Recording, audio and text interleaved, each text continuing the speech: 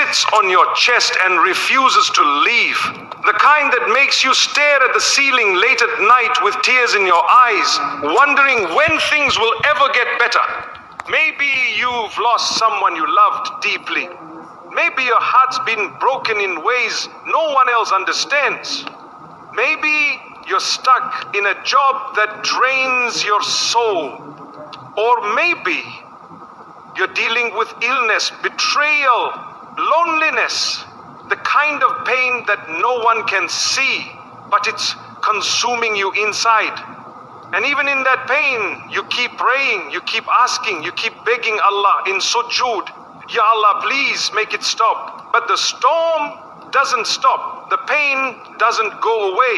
And a part of you starts wondering, is Allah listening?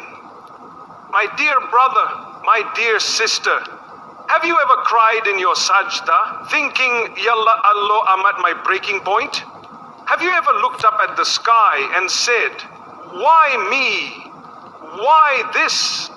Have you ever reached a point where you felt like you were being tested more than you could bear? If yes, you're not alone. The Ummah carries so much silent pain. So many hearts are bleeding behind smiling faces. And sadly, we don't talk about it enough. We don't talk about the internal battle, the spiritual exhaustion, the emotional loneliness that so many believers are quietly fighting. But I want you to know something very important today. And please let these words settle deep in your heart. Positivity in Islam doesn't mean pretending the pain isn't real. It doesn't mean plastering on a smile while you're breaking inside. It doesn't mean suppressing your tears or hiding your fears. True positivity is about knowing that even in the middle of your pain, Allah is with you. That even when the world feels empty, your Rabb has never left you. That even when the answers haven't come yet, His wisdom is at work. Allah says in the Quran, Allah does not burden a soul beyond what it can bear. This is not just a verse to recite. It's a promise, a divine assurance. If you're going through something difficult right now, it's not because you're weak. It's not because Allah wants to punish you. It's because He knows you can carry it with His help, with His guidance. But that doesn't mean it's easy, I know.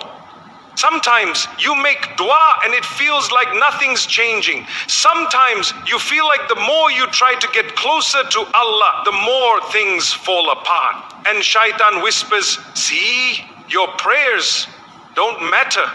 But don't believe that voice. Don't let the pain lie to you. Because the truth is, sometimes the delay is part of the mercy. Sometimes the unanswered dua is the beginning of something greater. Sometimes Allah withholds to protect you or to prepare you or to elevate you. And sometimes the pain itself is the answer. The trial is not punishment, it's purification. You see, in this world, we weren't promised a life without tests. The prophets themselves, the most beloved people to Allah, they were tested more than anyone. They cried, they struggled, they felt sorrow. But what kept them going? Tawakkul, sabr, unshakable faith that no matter how dark it gets, Allah's light will come. So if your heart feels heavy today, if your duas feel unanswered, if you're questioning your worth or your strength or your future, please remember this. You are not broken. You are being rebuilt. You are not abandoned. You are being prepared. And you are not alone. Your Rabb is closer to you than your jugular vein.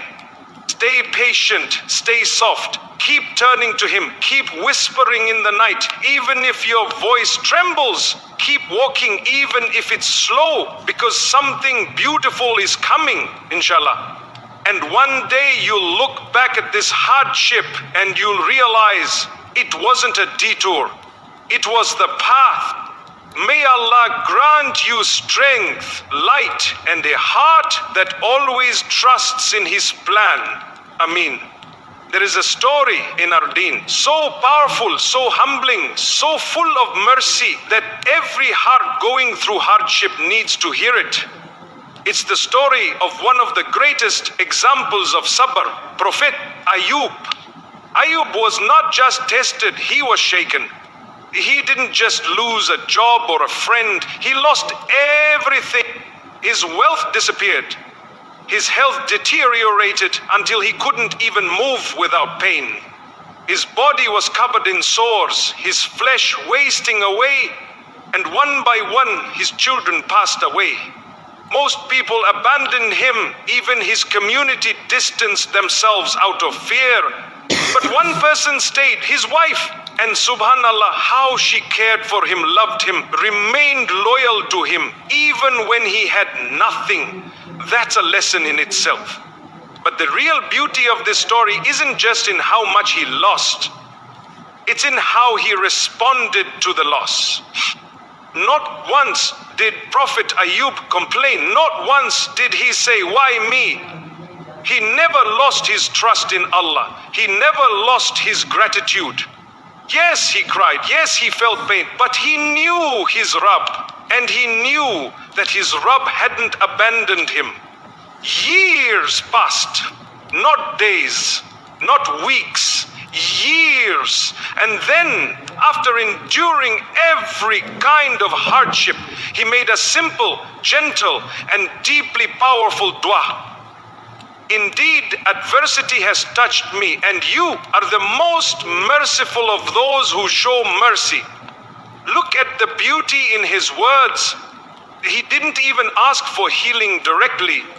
He didn't say, "Ya Allah, remove this from me." He just stated the truth. "I'm in pain." And he paired it with hope. You are the most merciful. That's the essence of positivity in Islam.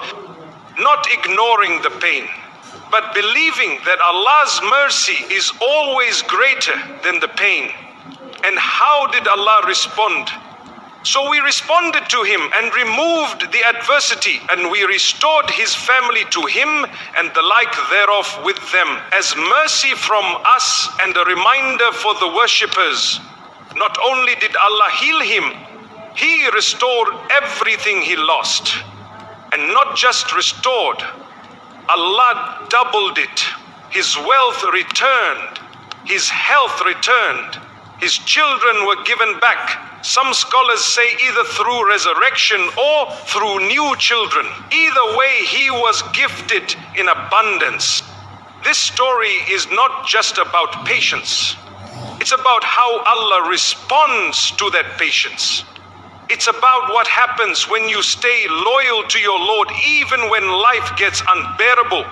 You see, most people love Allah when things are going well. But the real test and the real beauty is loving Him when everything's falling apart. And Ayub showed us how that love looks. He didn't fake a smile. He didn't pretend he wasn't suffering. But he held on to one thing, his hope in Allah. And that's what we need today. Because maybe you've lost something too. Maybe your body is hurting, or your heart is breaking, or your soul is tired from a test that seems endless. And maybe people around you are saying, it's been years and nothing's changing. But the story of Ayub reminds us, even if the test is long, Allah's response is near. And maybe, just maybe, your dua is the next to be answered. But even if it's not, even if relief doesn't come in the way you expect, the reward for your sabr is being written right now. Every tear, every sleepless night, every moment you bite your tongue and say, all praise be to Allah. It's not going unnoticed. The Prophet said, the most severely tested people are the prophets, then the next best, then the next best. A man will be tested according to the level of his religious commitment. So, if you're being tested hard, it may be a sign that Allah sees something in you that you don't even see in yourself. A level of faith, a capacity to rise, a heart that can handle what others. Tests are not punishments. They are conversations between you and your Lord. And like Ayub, you don't need to scream or shout to be heard. You don't need fancy words. All you need is a sincere heart and the belief that Ar-Rahman is listening. So make that dua, whisper your pain, tell Allah what hurts, and then trust Him. Because the one who healed Ayub, who brought him back from the edge of life, is the same one who's watching over you right now. Subhanallah. May Allah grant us sabr like Ayub, hearts that remain loyal in hardship and relief that brings tears of gratitude.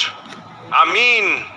One of the most beautiful truths in our faith is this: your pain is not pointless. It may feel like it. It may seem random, unfair, or even cruel. But in the eyes of Allah, your pain has purpose. You see, when hardship hits, it can do one of two things. It can either break you or it can bring you closer to your Creator. And for the believer, every test, every heartbreak, every hardship is a door. A door that opens the heart to something deeper, something higher, something eternal. Sometimes we don't realize how far we've drifted from Allah until a test brings us to our knees. Sometimes it takes a storm to remind us that our boat was heading in the wrong direction. And sometimes the very thing that hurts you, Allah doesn't test us because He wants to watch us suffer. He tests us to purify us, to raise us, to bring out the best version of us, the version that lives with taqwa, humility, and sincere love for Him. The Prophet said, when Allah wants good for someone, He puts them through tests.